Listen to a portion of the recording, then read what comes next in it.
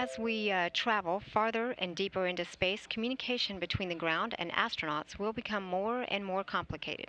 How do you feel when you've had a bad phone connection or can't get through to someone you're trying to reach? Well, communication could be critical in handling medical or other emergency situations for astronauts traveling far from Earth. A study is looking at how delays in communication may affect astronauts on the space station. ISS commentator Lori Meggs at the NASA's Marshall Space Flight Center spoke to the PI to learn more about the comm delay assessment. It's an evaluation of the impact of delays in communication to and from the International Space Station on human behavior, performance, and well-being.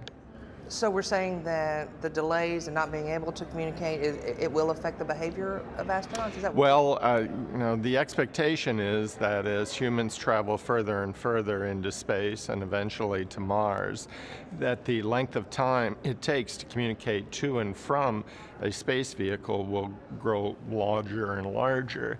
And in doing so, the types of communications that are normally between the ground and the space crews will become compromised by the fact that it will take longer to ask a question or to get an answer to a question.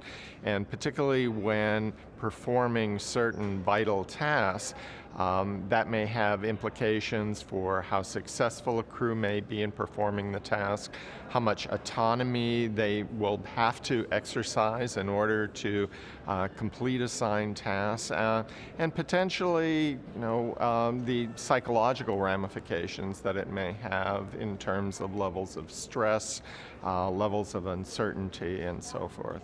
So how do you study that on the space station? Well, on the space station, we've had astronauts perform certain tasks that we vary in terms of their novelty and their criticality or complexity under conditions of normal degrees of communication to and from Earth, and then a 50-second one-way delay. And we monitor the performance of each task through audio recordings, but we also, at the end of each task, ask both ground support personnel as well as the astronauts to complete questionnaires that let us know, how much difficulty they experienced in communicating to and from the ground, how it impacted their ability to perform the task, how much impact it had on both their own well-being, levels of stress, as well as the morale of the crew itself. From that, are there any Earth applications that this would relate to? Well, delays in communication occur for a variety of reasons in all types of settings. So in other remote and isolated environments on Earth, oftentimes, even with the advantages of satellite communications, there are instances when communications can be delayed for one reason or another. You yourself may experience frustration when you send out an email and don't receive an instantaneous answer, for example.